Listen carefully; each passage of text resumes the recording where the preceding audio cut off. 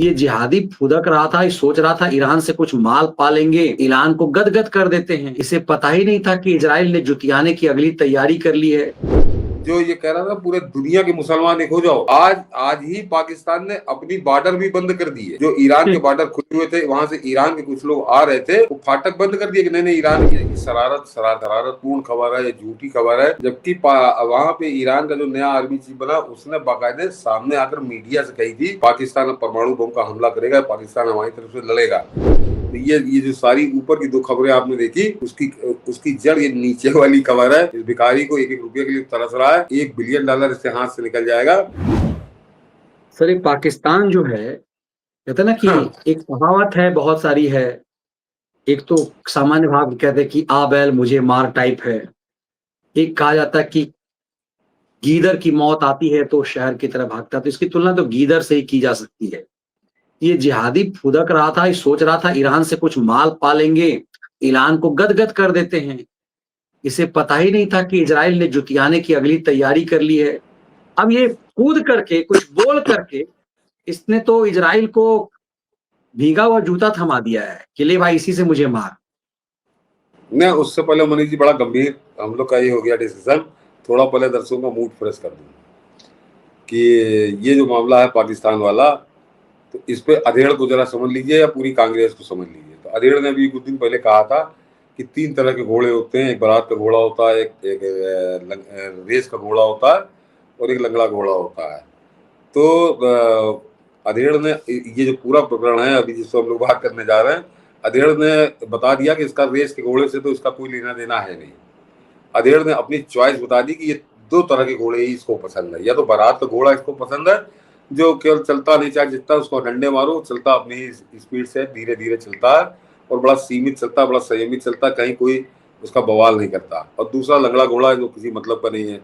तो अधेड़ केवल 2 ही लंगड़े घोड़े पे और बारात के घोड़े पे ही फिदा है। बारात का घोड़ा है चीन, फिर बता रहा हूँ, बारात का घोड़ा है चीन और लंगड़ा घोड़ा है पाकिस्तान। बस इसको एक बारात वाला घोड़ा पसंद है, दूसरा लंगड़ा घोड़ा। उसको मैं बारात का घोड़ा क्यों कह रहा हूँ अभी स्पष्ट हो जाएगा। और ये तो लंगड़ा घोड़ा, मतलब इसका तो पूरा डंका बज रहा है कि ये पाकिस्तान पर मनीष जी किस हद तक ये लोग फिदा हैं कि बेशर्मी की सारी सीमाएं तोड़ रहे हैं, और उसके बावजूद पाकिस्तान अलग अपनी बेशर्मी की सीमा तोड़ रहा है। जरा दर्शक याद करें, बहुत पुरानी नहीं, अभी 2 दिन पहले उसका जो रक्षा मंत्री था, वो संसद के अंदर गरजा, संसद के बाहर गरजा, सड़क पे गरजा, रैली करके गरजा कि पूरे दुनिया के मुसलमान एक हो जाओ। याद होगा आप लोगों को कि पूरे दुनिया के मुसलमान एक हो जाओ और मिलकर हमला करो इजराइल के ऊपर, और ईरान का साथ दो इस समय। और ये 2 दिन पहले की बात है, संसद के अंदर का तो उसका भाषण भी है। लेकिन 2 दिन बाद आज जो है, आज ही की तारीख में, यानी 16 तारीख को, आज जो है वहां की संसद में वहां का जो फाइनेंस विदेश मंत्री है इसाक डार, और ये बता दूं कि वो शहबाज शरीफ जो प्रधानमंत्री है उसका समधी है, वो रिश्तेदार भी है, समधी है इसाक डार। वो आज पाकिस्तान की संसद में बाकायदे कह रहा था, गरिया रहा था एक तरह से ईरान को कि हमारा क्या लेना देना, हमारा जो परमाणु बम है वो हमारे लिए है, हम दुनिया के लिए थोड़ी, हाँ हम इजराइल से झगड़ा नहीं करेंगे, हम इजराइल पे बम नहीं मारेंगे, और हम जो है ये तो हमारे लिए बम है, इसका ईरान के लिए थोड़ी चला देंगे। ये बात वो संसद के अंदर उसने आज कही है। और उसके अलावा जो ये कह रहा था पूरे दुनिया के मुसलमान एक हो जाओ, आज ही पाकिस्तान ने अपनी बॉर्डर भी बंद कर दी है। जो ईरान के बॉर्डर खुले हुए थे, वहां से ईरान के कुछ लोग आ रहे थे, वो फाटक बंद कर दिए कि नहीं ईरानियन हमारे यहाँ ना आवे। वो फाटक आज पाकिस्तान ने बंद कर दिए। ये दहशत पाकिस्तान पर हावी हो गई इजराइल की, अभी बिना कुछ कहे। खाली कल जो हम लोगों ने थोड़ा सा वीडियो दिखाया था, वो वीडियो बड़ा वायरल है पूरी दुनिया में, और पाकिस्तान को संदेश है कि हमारी मौत का संदेशा, हमारी मौत का निमंत्रण पूरी दुनिया में घूम रहा है कि ईरान के बाद पाकिस्तान, ये नेतन्याहू खुद कह चुके हैं। लेकिन उससे पहले इसको एक संदेश और मिला, ये भी जरा जानिए कि वो FATF जो $1 बिलियन के लिए इसको बंदर की तरह नचा रहा है कि ये वाला टैक्स कम कर दो, वो वाला टैक्स बढ़ा दो, और इसको निकाल दो नौकरी से, इसको रखो। दुनिया के कानून बता के उसने $1 बिलियन की जो भीख देने की बात, अभी दिया नहीं, अभी देने की भीख देने की बात चल रही है। उस FATF ने, अब जरा मनीष जी खेल समझिए, उस FATF ने मना नहीं किया है, लेकिन उसने आज बहुत जमकर गरियाया है पाकिस्तान को कि ये आतंकवाद का अड्डा है ये देश। तो FATF की वो जो भाषा, अभी आप लोग ट्वीट दिखाऊंगा, वो भाषा एक तरह से शुरुआत है इसके मौत के निमंत्रण की। यानी वो FATF की जो भाषा है उससे लग रहा है कि इसकी रुकने वाली है, जो भीख इसको मिलने वाली थी, हो सकता है मुंह तक पहुंचते पहुंचते रुक जाए। और इसके पीछे खेल समझिए, जो मैं कह रहा हूँ कि डोनाल्ड ट्रंप ने इसको पटिया के तुमको दिलवा देंगे फलाना सब किया, लेकिन अब जब देखा कि ये बहकने लगा, पूरे देश के पूरी दुनिया के मुसलमान इकट्ठे करने लगा, तो डोनाल्ड ट्रंप की तरफ से IMF का मतलब डोनाल्ड ट्रंप, IMF और वर्ल्ड बैंक जो है वो अमेरिका के बिना नहीं हिलते, राष्ट्रपति वहाँ कोई भी हो। तो IMF ने इसको चुटकी काटी, FATF ने चुटकी काटी, तो उसका एक चुटकी से $1 बिलियन पे ये इसने 90 डिग्री का 180 डिग्री का लिया टर्न, और इसने गरियाना शुरू कर दिया ईरान को, और माफी मांगने लगे हमारा इजराइल से क्या लेना देना, अब जरा दिखाइए मनीष जी। तो ये अभी इनका चरित्र और बताऊंगा, लेकिन पहले जरा देखिए, आपको आनंद आएगा। ट्वीट है, उसके बाद आप समझेंगे। ये अद्भुत देश है भाई साहब, ये अद्भुत देश है। और इनके बाप दादा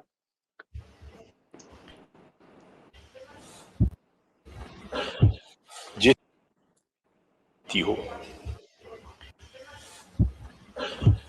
जिस तरह इस वक्त इजराइल ने यमन को, ईरान को, फिलिस्तीन को टारगेट बनाया हुआ है, अगर आज मुस्लिम दुनिया जो है मुत्तहिद ना हुई, अपने एजेंडे पे अपने अपने मफादात का तहफ़्फ़ुज़ करती रही, तो सबकी बारी आ जाएगी। हो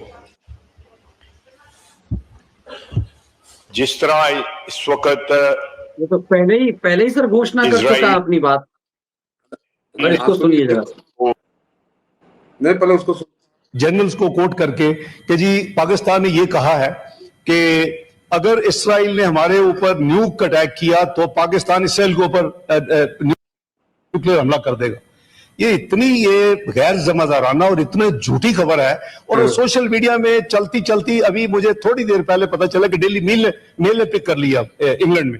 तो मैं और पाकिस्तान का डिटरेंस इज ऑब्वियसली, अल्लाह ताला ने इस मुल्क को ना सिर्फ न्यूक्लियर कुव्वत बनाया बल्कि मिसाइली कुव्वत भी बनाया हुआ है, और कई ममालिक को तकलीफ भी होती है, लेकिन ये हमारी अपनी सिक्योरिटी के लिए है, हमारी अपनी स्टेबिलिटी के लिए है, इस रीजन में स्टेबिलिटी के लिए। वरना 9/11 के बाद दोनों फौजें 11 महीने eye ball to eye ball खड़ी रही। अगर ये ना होता तो शायद पता नहीं क्या हो जाता उस वक्त, क्योंकि इंडिया को तो कोई मौका चाहिए था। तो मैं सिर्फ ये क्लैरिफाई करना चाहता हूं, क्योंकि अभी भाई ने बात भी की है, तो मैंने सोचा कि मैं हाउस को जो अब तक की डेवलपमेंट्स हैं बैठा हूं तो मैं शेयर कर लूं। तो हमने कोई ऐसी स्टेटमेंट, हमारी तरफ से कोई ना स्टेटमेंट किसी ने दी है, इसको फैब्रिकेट किया गया है इसको। और मैंने आपको एक वो मिसाल दे दी है कि कल प्रेसिडेंट ट्रंप की चल रही थी, और वो जब हमने 3 जगह से चेक करवाए तो वो AI जनरेटेड, यानी वो फेक थी, वो जो क्लिप था लेटेस्ट। ऐसी जाहिल, ऐसी नपुंसक कौम है ये। जरा गौर करिए, कह किसको रहा है ये कह रहा है कि ये शरारतपूर्ण खबर है, ये झूठी खबर है, जबकि वहां पे ईरान का जो नया आर्मी चीफ बना उसने बाकायदे सामने आकर मीडिया से कही थी कि पाकिस्तान परमाणु बम का हमला करेगा, पाकिस्तान हमारी तरफ से लड़ेगा।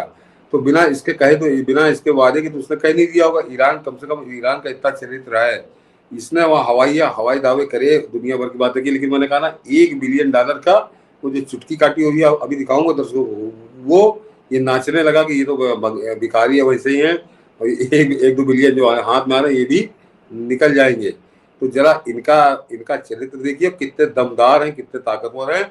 और इस पाकिस्तान के लिए इस मतलब कायर शब्द तो बड़ा छोटा पड़ जाएगा, इससे ज्यादा के घिनौना कोई शब्द हो तो वो इसके लिए इस्तेमाल किया जा सकता है। लेकिन इस पाकिस्तान को अपनी खोपड़ी में बैठा के यहाँ पे कांग्रेस नाच रही है कि नरेंद्र मोदी इस पाकिस्तान से डर गया। ये जरा गौर करिए, नाम वो ले रहा है डोनाल्ड ट्रंप का, लेकिन कह ये यही रहे कि मोदी जो है पाकिस्तान से डर गया, घुटने टेक दिए। और इस पाकिस्तान की औकात आप समझ रहे हो कि $1 बिलियन, और मैं $1 बिलियन क्यों कर रहा हूँ बताऊंगा, जरा मनीष जी निचले वाले ट्वीट पे आ जाइए। ये जो मैंने कहा ना कि इसने अपने फाटक बंद कर दिए, जरा वो भी खबर देख लीजिए कि ये इसने मना तो यही किया, साथ में नहीं सर, मगर एक चीज ये है कि ये परमाणु बम दिखा करके तो इस्लामिक मुल्क को ठगता था कि सब तुम्हारा है, ये सिर्फ पाकिस्तान एकमात्र इस्लामिक कंट्री है जो परमाणु पावर है, और ये कहता था कि ये इस्लामिक परमाणु बम है। आज इसने खुद कह दिया कि हमारे अपने लिए है ये। अभी आता हूँ मनीष जी, परमाणु बम पे आता हूँ। जरा वो दूसरी खबर दिखा दीजिए जरा, इसका जरा निकल जाए, उसके बाद बताता हूँ। जरा ये देखिए, ये जो इसने फाटक बंद किया है, आज ही इसने फाटक बंद किया है।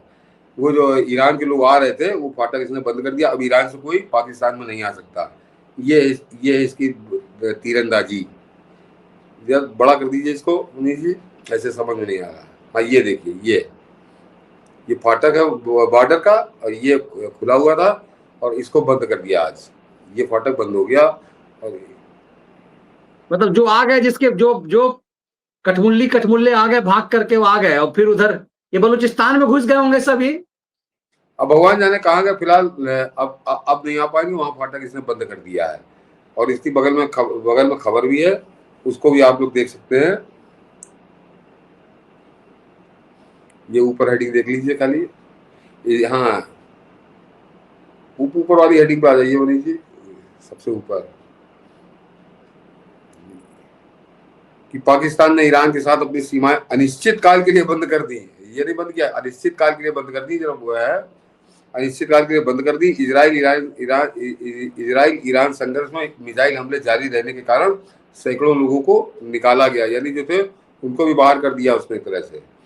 और ईरान इजराइल संघर्ष, पाकिस्तान के अधिकारियों ने कहा कि ईरान के साथ सीमा बंद करने का निर्णय सुरक्षा जोखिमों और इजराइल के हमलों के कारण उत्पन्न अस्थिर स्थिति के कारण लिया गया है। ये भी दर्शक समझ ले, इजराइल के कारण इसने बंद किया है उसको। द डॉन की रिपोर्ट के अनुसार पाकिस्तान के आधिकारिक आदेश में कहा गया है कि अनिश्चित काल तक पाकिस्तान ईरान सीमा पर पैदल और वाहनों की आवाजाही नहीं होगी। ये पाकिस्तान, बहादुर पाकिस्तान, इसकी तो बहादुरी में भी हम लोग आते हैं, नहीं होगी। आउटलेट की रिपोर्ट में बताया गया है कि सैकड़ों पाकिस्तानी छात्रों और तीर्थयात्रियों को भी ईरान से निकाला गया है। ये है इनकी स्थिति। ये मनीष जी जो आ रहे थे, ये पाकिस्तानी जो वहां घुसे हुए थे वो आए हैं, ये समझ नहीं दर्शक। और अब आ जाइए जरा निचले वाले ट्वीट पे, जो इस पूरे इसके जड़ है, जिसकी वजह से इस भिखारी के आते काफी हुई है कि वो तो एक बिलियन भी चला जाएगा हाथ से। कि पाकिस्तान का दाना पानी रोकने के साथ ही उसकी मौत का निमंत्रण छप चुका है, जिससे बचने की कोशिश पाकिस्तान अब कर रहा है। और ये नीचे ट्वीट, और राहुल शिवशंकर का ट्वीट है, उन्होंने लिखा है कि मैसिव, बहुत बड़ी खबर है ये, कि FATF ऑफिशियली क्रिटिसाइजेज, ये है कि FATF officially criticises terror attack in Pahalgam, saying this Pahalgam and other recent attacks could not occur without money and the means to move funds between terrorist supporters. India's pressure inducing FATF rethink on Pak. ये समझ लीजिए कि भारत का जो दबाव पड़ रहा है FATF पे, तो अब ये दोबारा पुनर्विचार होना शुरू हो गया है पाकिस्तान के ऊपर। तो ये जो सारी ऊपर की दो खबरें आपने देखी, उसकी जड़ ये नीचे वाली खबर है। इस भिखारी को एक रुपये के लिए तरस रहा है, $1 बिलियन इसके हाथ से निकल जाएगा। अब ये कुछ भी करेगा, अब ये ईरान के लोगों को झूठा शैतानी सब बता रहा है। तो ये है इन पाकिस्तानियों का सच, ये जो। लेकिन अब आता हूँ जरा इनकी बहादुरी पे। ये जो पूरा घटनाक्रम है, इसको जरा गौर करिए कि हमारे यहाँ ये जो चाटुकार थे, जो अपने आप को इतिहासकार थे, भिखमंगे, लफंगे, जो भी कहिए आप, कम्युनिस्टी और कांग्रेसी, इन लोगों ने 78 साल तक हमको यही पढ़ा कि मुगल बड़े बहादुर थे, मुसलमान बड़े बहादुर थे, और बिल्कुल एकदम उन्होंने रौंद के रख दिया हिंदुस्तान को। ये है इनका सच कि कितने बहादुर हैं कि $1 पर नाच रहे हैं। और इजराइल बैठा इनके यहाँ, इनसे 2-3-4 हजार किलोमीटर दूर बैठा, उसके नाम से कांप रहा है, उसके नाम से कांपते, इनके दरवाजे सब बंद हो गए। तो ये जूता खोर है असल में। जो जूता खोरते उनको बहादुर बताते रहे, तो वो जो लगातार 78 साल तक इस देश में पढ़ाते रहे इतिहासकार कि मुगल बड़े बहादुर थे, वो सच अब नंगा होकर सामने आ रहा है, नंगे हो रहे हैं ये। और इस पाकिस्तान का झूठ समझिए मनीष जी, कि जब से ये 98 में जब इसने वो बम बनाया था, इस्लामी बम, तो ये अपने आप स्वघोषित बाप बन गया था। 56 देश जो है कि जो 56 मुसलमान देश है, उनका गॉड फादर ही बना हुआ था कि हम मुसलमानों अकेले मुस्लिम देश है जिसके पास परमाणु बम है, और किसी भी मुस्लिम उम्मा पे अगर कोई बात आएगी तो हम चलाएंगे मुस्लिम उम्मा पे बम। मतलब ये कह रहा था कि मेरे पास परमाणु वाला गुम्मा है जो मुस्लिम उम्मा के लिए हम चलाएंगे। ये इसका एक सेट डायलॉग था, जहां कोई बात हो जाए हम मुस्लिम। तो अब की इजराइल ने इसको चौराहे पर नंगा किया है कि आओ चलाओ परमाणु बम। तो अब ये परमाणु बम कहाँ चला गया, ये कहाँ चला गया, ये आप लोग देख रहे हो। और इसमें श्रेय जो है भारत को भी दीजिए। अभी ऑपरेशन सिंदूर में भारत ने इसकी सब एक तरह से लंगोटी सब खींच ली। नंगा खड़ा था ये, और उसमें इजराइल ने काली खोर पोत दी इसके बदन पे। नंगा तो इसको कर दिया था भारत ने कि परमाणु बम कौन सा बम है, कितनी इसकी ताकत है। वो ऑपरेशन सिंदूर में कलाई इसकी खुल चुकी थी। लेकिन ये सोच रहा शायद बातों से काम चल जाएगा, लेकिन वो जो FATF वाली बटन घुमाया गया तो उसके बाद इसको लगा कि अब तो भूखों मरने की नौबत आ जाएगी। तो इसने दरवाजे भी बंद किए। इसने ईरान के जो अधिकारी या मंत्री थे उनको झूठा मक्कार सब कुछ कहा और माफी मांग ली, हम जो है अब नहीं लड़ेंगे। लेकिन इतनी सारी कलाकारी के बावजूद जो कल आप लोगों ने सुना था, जो नेतन्याहू ने कहा है कि ईरान के बाद पाकिस्तान, और अब तो बिल्कुल मोहर लगाकर ये हो चुका है कि इसके यहाँ परमाणु अड्डे हैं, जहाँ पे 2-4 तो भारत ने ध्वस्त किए, कुछ अभी बचे हुए हैं। तो नेतन्याहू का तो यह है ना कि किसी इस्लामी देश के पास परमाणु बम नहीं होना चाहिए, तो इस पर हमला तो होगा। ये चाहे जितने तिरिया चरित्र अपने दिखा ले, चाहे जितना नाच ले, इस पर हमला होगा। थोड़ा ईरान से फुर्सत पा जाए वो बस। तो नहीं सर, अब तो मुझे लग रहा है इजराइल से पहले इसकी कुटाई कहीं ईरान ना कर दे कि साला तो दगाबाज है। तो कह रहा था कि मेरा परमाणु बम, तेरा परमाणु बम, तेरा परमाणु बम, मेरा परमाणु बम। ये सबको ठग रहा था, तुर्की को भी ठग रहा था, ये तमाम इस्लामी, अफगानिस्तान को भी कह रहा था कि मेरा परमाणु बम, तेरा परमाणु बम, तेरा परमाणु बम, मेरा परमाणु बम। अभी ये बेहुदा कह रहा है कि हमने अपने कौम की रक्षा के लिए बनाई। मुझे लगता है कि 9/11 जो उसने बोला वो 26/11 बोलना था कि भारत हमको उस समय टूटता परमाणु बम के कारण हम बच गए, जो नरसिम्हा राव के, मनमोहन सिंह की सरकार के समय, कि परमाणु बम की वजह से ही हम बच गए, वरना भारत हमें बहुत जूता मारता उस समय में। ये बात कह के तो मुझे लग रहा है इजराइल से पहले इसके 57 जो बाप हैं, 56 बाप इसको छोड़ करके, वही कहीं ना इसे कूटना शुरू कर दें कि साले तू तो बहुत मूर्ख बनाया हमें, और इसके बदले में कर्जा लिया, बहुत माल खाया।